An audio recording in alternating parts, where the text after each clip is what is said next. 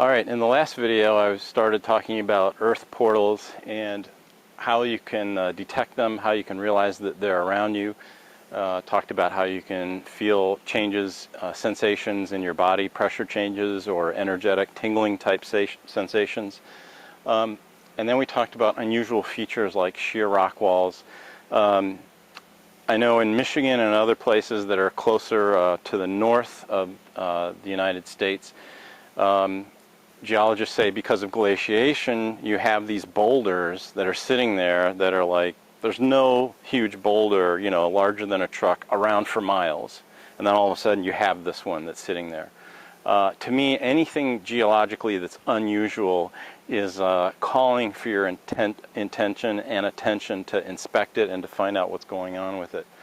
So here on this rock wall, and this reminds me of some places in the mountains of North Carolina where you also have confirmation that there is an energy portal of some type going on, because I don't know if you can see here, but about a foot above the water at the bottom of the frame there are these little circular areas. And it's quite common that near sacred sites or energy portals you'll have these extensions, these small portlets that are going in sometimes only a few inches, sometimes they go in a couple feet or more.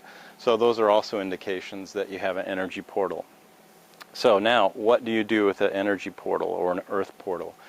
Well, it's really helpful here at this point if you know something about Qigong, about some kind of an energetic healing methodology like Reiki, because first of all, you're going to be much more aware of energy if you've done those things before.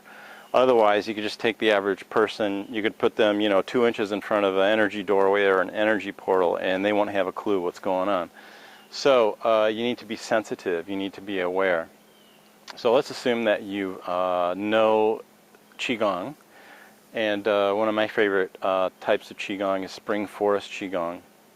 But one of the methods or sort of postures, techniques that you use in Spring Forest Qigong is called forming of yin and yang and moving of yin and yang.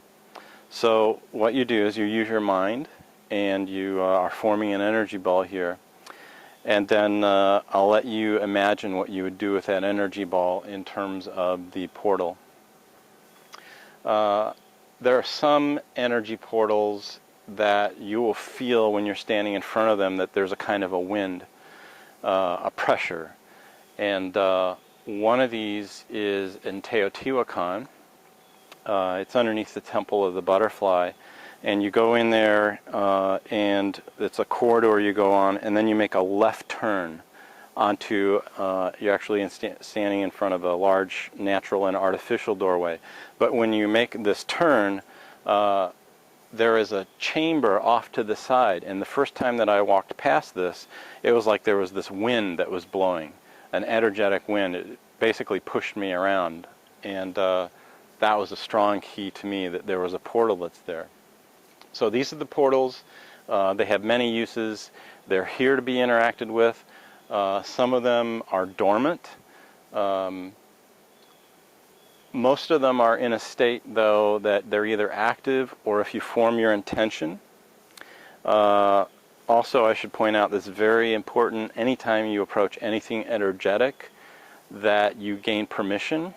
So if I was going to make a chi ball and interact with the portal, I would first ask permission, because at least from mythology you would know that any portal or gateway or crossing point, there's a guardian.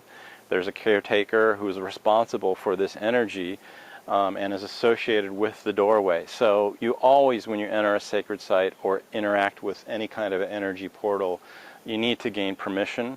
You may also want to leave an offering. If you don't have tobacco or a sacred herb, if you have some water, you can pour some water on the ground. You can also take a hair out of your head and leave it on the ground. Hopefully you have enough hairs on your head to do that.